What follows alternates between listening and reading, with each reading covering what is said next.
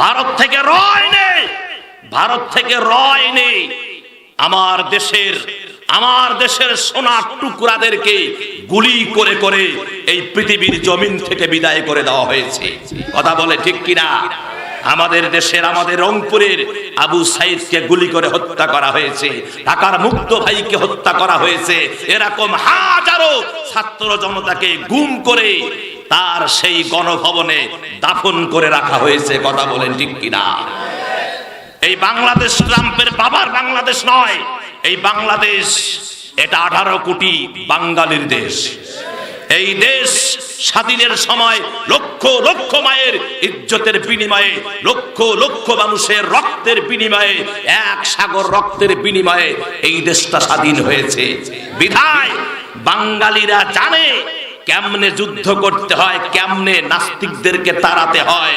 হাসিনার মতো নাস্তিক, কাদেরের মতো নাস্তিকদেরকে যারা তাড়াতে পারে, বিশ্বের কোন নেতাকে সেই বাঙালিরা ভয় করে না। কথা বলেন ঠিক কিনা?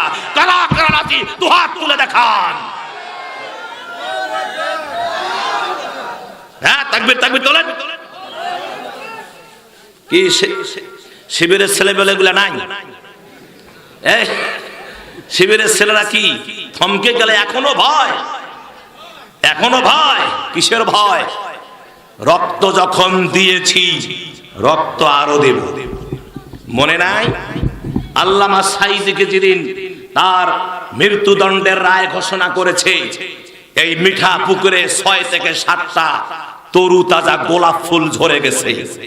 তোমাদের কি মনে নাই? তোমাদের মনে আছে, এখনো ভুলে যাইনি। এজন্য আমাদেরকে ওই শহীদদের শহীদি তামান্না হৃদয়ে লালন করে আমাদের এগিয়ে যেতে হবে। আমরা কাউরে পরোয়া করি না, কোন বেটাকে পরোয়া করি না। আমাদের হাতে আছে কোরআন, আর এক হাতে তরবারি নিয়ে আমরা এগিয়ে যাব। কথা বলে ঠিক কিনা?